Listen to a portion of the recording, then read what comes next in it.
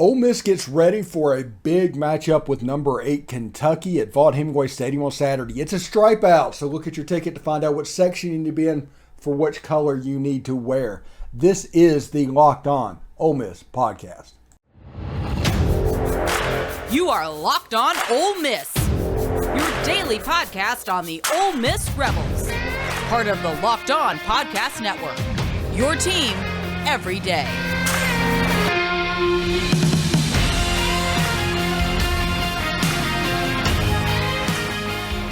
All right, welcome to this extra edition of the Locked On Ole Miss podcast. I'm your host, Stephen Willis. Thank you for joining us. And also, please subscribe to the YouTube channel. Thank you for making the Locked On Ole Miss YouTube channel your first listen every day. We are free and available wherever you get your podcast. We're kind of becoming the Ole Miss Morning Show, and that is kind of pretty cool.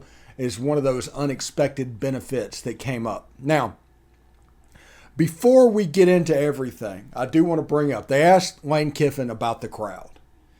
And he was as negative as I've ever heard an Ole Miss coach when it comes to the crowd.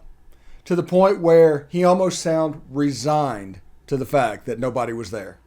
And people need to understand, this isn't a hit at this generation. Not even a little bit. Not even a little bit. They had these same conversations. Even though they'll talk to you like the South End Zone was this kind of utopia, we had trouble getting students to the game in the South End Zone. We had trouble getting students to the game when they were on the East Side. Or maybe it was at the East Side. Whenever that happened, it just all happens. The fact of the matter is, they care more about partying in the Grove and doing whatever they do and socializing and having friends than going to the ball game. The ball game is not the central feature of an Ole Miss football game. It just isn't. There's other things that they want to do.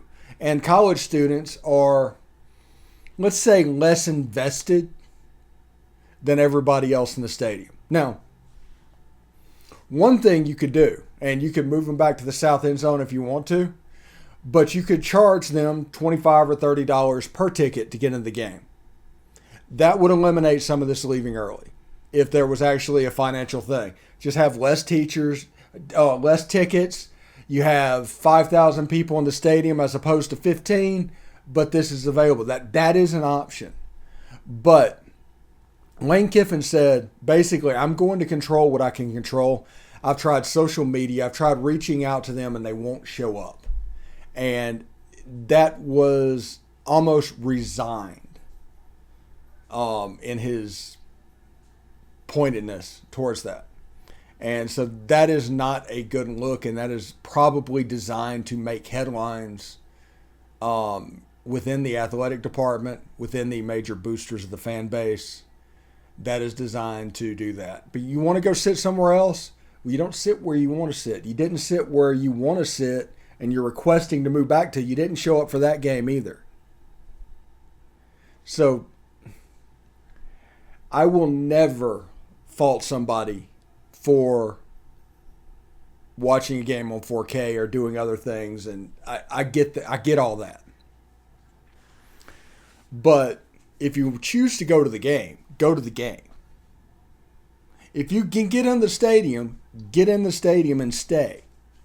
I do have a problem, and I will blame somebody that goes for one half and then just leaves because they're bored or whatever's going on. Because they're not really there for the football game. They're there for the social experiment. Just period. But Lane Kiffin did refer to this as, I've done all I can do. I need to control what I can control, and I've tried. And that was almost a resigned point of view from Lane Kiffin. Seriously. All right, as you gear up for fall, you need proof the right people on your team to help your small business fire on all cylinders. LinkedIn Jobs is here to make it easier to find the people you want to talk to faster and for free. Basically, create your profile on your thing. And do that, you create a job post in minutes to reach your network and beyond on the world's largest professional network of 810 million people. That's like 10% of the world's population, by the way. Then add your job in a purple hashtag hiring frame to your LinkedIn profile to spread the word that you're hiring so your network can help you find the right people. Simple tools like screening questions make it easy to focus on candidates with just the right skills and experience so you can quickly prioritize who you'd like to interview and hire. It's why small businesses rate LinkedIn Jobs at delivering quality hires versus leading competitors. LinkedIn Jobs helps you find the candidates you want to talk to faster. Did you know every week 40 million job seekers visit LinkedIn? Post your job for free at linkedin.com/lockedoncollege. That's linkedin.com/lockedoncollege to post your job for free. Terms and conditions apply. All right, thanks for making the Locked On Ole Miss podcast your first listen every day. We are free and available wherever you get your podcast, including YouTube. So do us a favor, subscribe to the YouTube channel, hit the bell for notifications, and participate in the conversation via upvoting or the comment tab. We'd appreciate that very much. You can see below our line, which all lines do, or they're brought to you by BetOnline. Number 8, Kentucky versus number 11, Ole Miss. Ole Miss is a 6.5-point favorite, nearly a touchdown.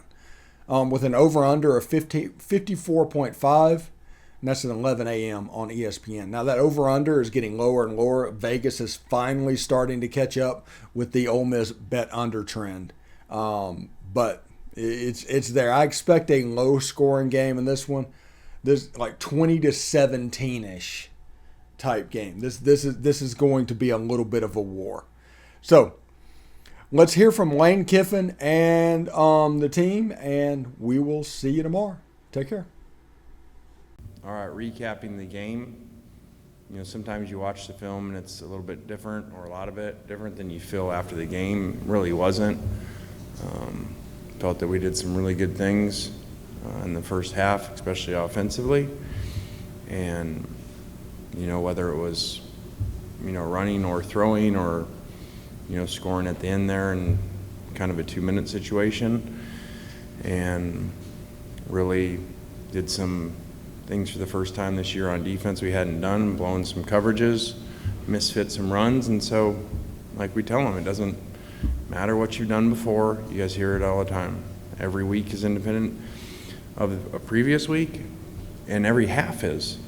You know, I told them this morning, you know, people want to compare scores. Well, if you beat this team by this and that team beat them, you know, it's what you guys do, what sports fans do. Think, well, that game went that way, so when you played that opponent, well, think how little that matters, because every game is different. The halves are different. You would have thought after watching the first half of that game, there's no way we're not going to score in the second half. So, you know, like anything here, we try to take negatives, learn them, teach them, you know, turn them into teaching lessons. And, you know, that was a really good one. You cannot expect, just because you score 35 points, have a bunch of yards in the first half, that the second half is going to go that way. I think we've been okay with it. We've got a lot of work to do, some things to fix, but there's always room for improvement, so that's what we're going to do. I agree with that as well. We kind of let the small details, we wasn't really focused, I feel like, and now we got to revert back to our training and get back to those small details.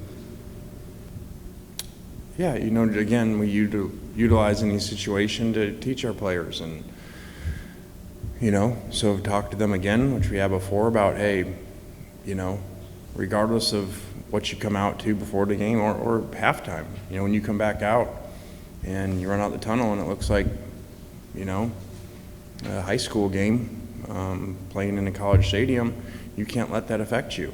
I mean, you know, there's psychology to that, obviously. There's a home field advantage for a reason. And, you know, when it goes the other way and you kind of have that feeling, you know, that, man, are we still really playing in a game here? You know, the players have to fight that. So, again, we use that as a learning lesson for our guys. So, if that's the case, that's the case.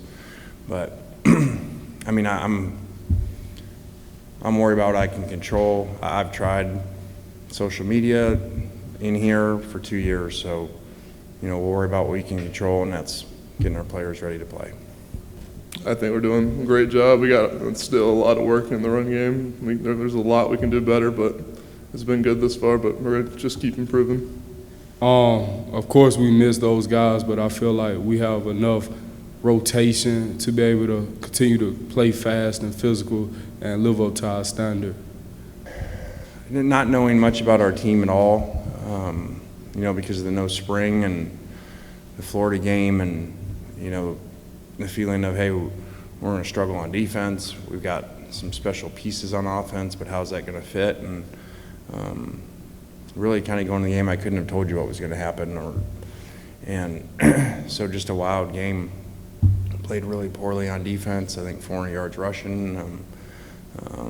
Made a good comeback on offense, and finished the game off with the touchdown with Matt to Elijah, and so it was a wild game, one that could have went either way. I mean, they're just a very physical, fast, athletic group. I mean, they're really, really talented, so we're just going to have to figure out our game plan and execute it perfectly.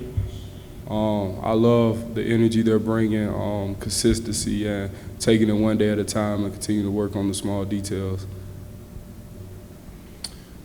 I would have taken that, and I mean, I normally, say, hey, we have high expectations and always want to do better, and that's a pretty good number, and I guess Mark might say the same thing, especially, with the rest, in the, playing in the SEC. So, but again, every season's independent, every game's independent, and so we've got a lot of good pieces as we've seen, and like I said, as frustrating as parts of the game were, it's better to be frustrated that you see pieces where, like, hey, at times we play really special on offense, we play really special on defense and special teams. So that's the good part, because we've all been around teams where you just feel kind of helpless on one side of the ball, like it ain't going to matter what we do, we're going to struggle over there. So that's the good part of it.